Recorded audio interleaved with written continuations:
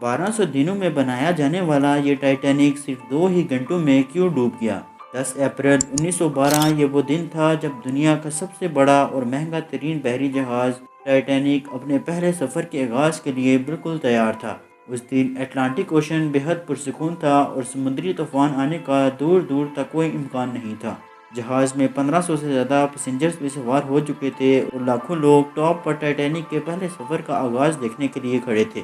نہ ہی پیسنجرز کو، نہ ہی الوداع کرنے والے لاکھوں لوگوں کو اور نہ ہی ٹائٹینک کے عملے کو معلوم تھا کہ جو جہاز کچھ ہی دیر میں روانہ ہونے والا ہے، اس کو بناتے وقت 5 ایسی غلطیاں کی گئی ہیں جو اس جہاز کو بدترین حادثے کا شکار بنانے والی ہیں۔ ناظرین، آج آپ جانیں گے اپنے دور کے سب سے مہنگے، سب سے لگژری اور سب سے طاقتور جہاز ٹائٹینک کی ایسی غلطیوں کے بارے میں جو اگر نہ کی جاتی تو شاید آج ٹائٹینک کریش ہونے کی وجہ سے نہیں بلکہ اپنی کامیابی کی وجہ سے دنیا بھر میں فیمس ہوتا۔ آخر ایسی کون سی 5 غلطیاں تھیں جو 40 سال ایکسپیرینس رکھنے والے ٹائٹینک کے کیپٹن ایڈورڈ اسمتھ کو بھی نظر نہیں آئیں؟ کیپٹن کے 40 سال ایکسپیرینس کو تو چھوڑیں، یہ غلطیاں ٹائٹینک آپریٹ کرنے والی کمپنی دا وائٹ سٹار لائن، جس کو 107 شپس آپریٹ کرنے کا ایکسپیرینس تھا، ان کو بھی نظر نہیں آئیں۔ اور تو اور یہ غلطیاں ٹائٹینک مینوفیکچر کرنے والی کمپنی ہائرلینڈ اینڈ ولف کو بھی نظر نہیں آئیں، جنہوں نے صرف ٹائٹینک سے پہلے ہی 500 سے زیادہ شپس مینوفیکچر کی تھی۔ ٹائٹینک کی کنسٹرکشن 1907 میں شروع ہوئی اور تقریباً 3 سال کا وقت اور 2000 ورکرز کی محنت کے بعد ٹائٹینک کو تیار کر لیا گیا۔ اب جہاز پوری طرح سے تیار ہو چکا تھا، لیکن اس کو ٹیسٹ کرنے کا فیز ابھی باقی تھا۔ ٹائٹینک بنانے والوں کا اس پر بھروسہ تب مزید بڑھ گیا جب ٹائٹینک نے اپنا پہلا ٹیسٹ رن کامیابی سے پار کر لیا تھا۔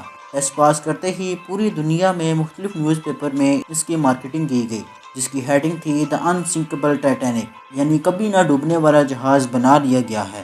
جہاز کا پہلا سفر انگلینڈ کے شہر ساؤتھ ہیمپٹن سے شروع ہونا تھا، جس کا دن 10 اپریل 1912 مقرر کیا گیا اور جس کی منزل امریکہ کا شہر نیو یارک تھی۔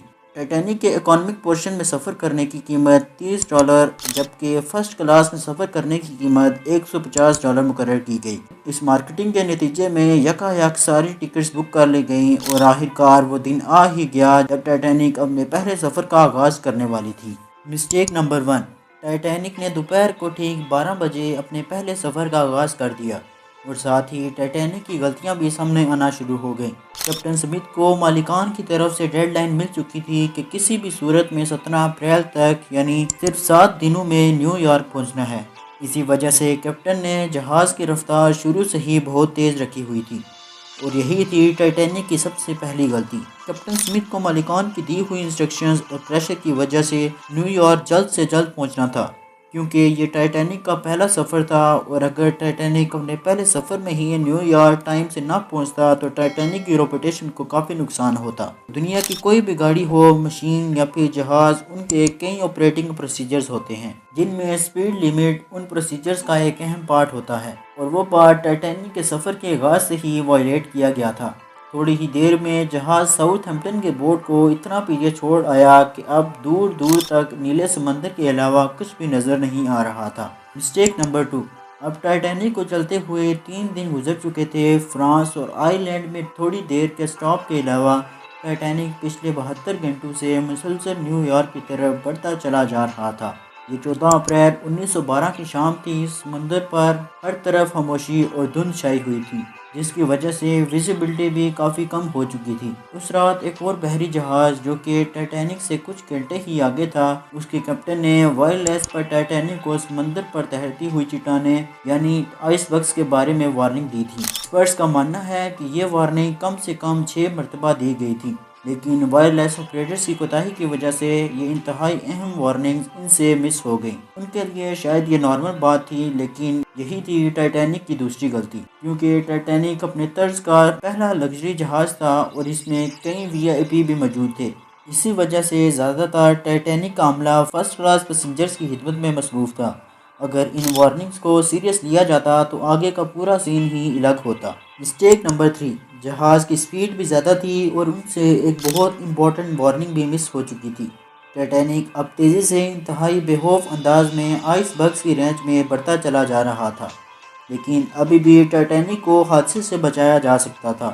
کیونکہ جہاز کے پہرادار الرٹ تھے جو کسی بھی آئس بگز کی اطلاع دور سے دیکھنے پر ہی کیپٹن کو دینے کے لیے ریڈی تھے، لیکن دور سے دیکھنے کے لیے ان کے پاس ایک چیز ہی موجود نہیں تھی، اور وہ چیز تھی دوربین۔ جی ہاں، پہرادار الرٹ تو تھے لیکن وہ آئس بگز کو دور سے دوربین نہ ہونے کی وجہ سے نہیں دیکھ پائے، اور یہی تھی ٹائٹینک کی تیسری بڑی غلطی۔ آئس بگز کی خبر کیپٹن سمتھ کو اس وقت ملی جب جہاز کے پہراداروں نے خبر دی کہ فٹ بال کی فیلڈ کی سائز جتنا آئس بگ ہے، لیکن اب بہت دیر ہو چکی تھی کیونکہ آئس بگ انتہائی قریب آ چکا تھا۔ مسٹیک نمبر 4، کیونکہ اٹلانٹک اوشن میں کئی شپس کو اکثر ایسے آئس بگز کا سامنا کرنا پڑتا ہے جس کو بڑے بڑے بحری جہاز آرام سے ہینڈل کر لیتے ہیں۔ شاید کیپٹن سمتھ نے بھی یہی سوچا تھا۔ آئس بگ کی خبر ملتے ہی کیپٹن سمتھ نے جہاز کا انجن بند کرنے کا آرڈر دیا اور ساتھ ہی ٹائٹینک کا رخ بدلنے کا بھی حکم دیا۔ بے شک کیپٹن سمتھ نے آئس بگ سے بچنے کی بہت کوشش کی، لیکن فاصلہ کم رہ گیا تھا، کچھ بھی کرنا فضول ثابت ہوا۔ آئس بگ اب ٹائٹینک کے سینٹر سے ٹکرا چکا تھا، لیکن ٹائٹینک کے ابھی بھی بچنے کی کافی امید باقی تھی۔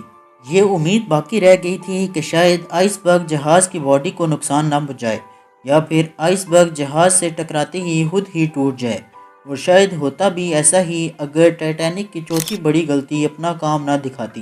ایکسپرٹس کا ماننا ہے کہ ٹائٹینک کی باڈی پر جو ریوٹس لگی ہوئی تھیں وہ اسٹیل کی نہیں بلکہ کاسٹ آئرن کی بنی ہوئی تھیں۔ ان ریوٹس کا کام لوہے کے بڑے بڑے پیسز کو آپس میں جوڑے رکھنا ہوتا ہے، لیکن چونکہ کاسٹ آئرن اسٹیل سے نرم ہوتا ہے، اسی وجہ سے جس جگہ آئس بگ ٹائٹینک کی باڈی سے ٹکرایا وہاں کے ریوٹس پریشر کی وجہ سے کھل گئے، اور پھر وہی ہوا جس کا ڈر کیپٹن سمتھ کو تھا۔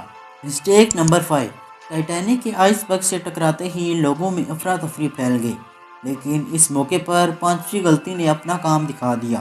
جہاز میں ٹوٹل 32 لائف بوٹس رکھنے کی جگہ تھی، لیکن کوتاہی کی وجہ سے صرف 20 بوٹس ہی رکھی گئیں۔ پیسنجرز تھے 1500 اور بوٹس تھے صرف 20۔ ہر طرف افراتفری کا عالم تھا اور ہر شخص ان گنی چنی بوٹس میں بیٹھنا چاہتا تھا۔ 12:45 پر پہلی ایمرجنسی بوٹ سمندر پر اتاری گئی۔ افراتفری کے عالم میں بوٹس کو پورا برے بغیر ہی سمندر میں اتار دیا گیا، جس میں زیادہ تر فرسٹ کلاس کے پیسنجرز کو ترجیح دی گئی، یعنی جو لوگ زیادہ امیر تھے ان کو پہلے بٹھایا گیا تھا۔ کشتیوں میں اگر زیادہ پیسنجرز کو بٹھایا جاتا تو انسانی جانیں کم ضائع ہوتی۔ اب جہاز تیزی سے سمندر میں ڈوبتا جا رہا تھا۔ 2:18 پر شارٹ سرکٹ کی وجہ سے ٹائٹینک کی ساری لائٹس بجھ گئی تھیں، اور اگلے ہی لمحے میں جہاز ٹوٹ کر 2 ٹکڑوں میں ڈیوائیڈ ہو گیا۔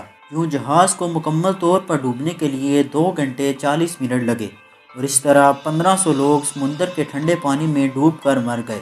آپ کو ایک اور بات بھی بتاتے چلیں کہ پانی کا ٹمپریچر اس وقت -2 ڈگری سینٹی گریڈ تھا، مطلب اگر پیسنجر اس ٹھنڈے پانی میں جمپ بھی کر جاتے تو پھر بھی بچنے کا کوئی چانس نہیں تھا، کیونکہ انسان اتنے کم ٹمپریچر میں 30 منٹ سے زیادہ زندہ نہیں رہ سکتا۔ کہا جاتا ہے کہ مرنے والوں کی تعداد 1500 سے بھی کافی زیادہ تھی، کیونکہ جن لوگوں کی جہاز کے حملے سے جان پہچان تھی ان میں سے کافی لوگ جہاز پر بغیر ٹکٹ کے سوار ہوئے تھے۔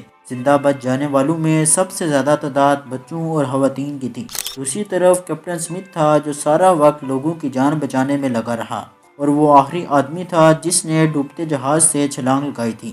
امید ہے کہ آپ کو آج کی ویڈیو پسند آئی ہوگی۔ اگر ویڈیو اچھی لگی ہو تو ویڈیو کو لائک اور چینل کو سبسکرائب کر دیجیے گا۔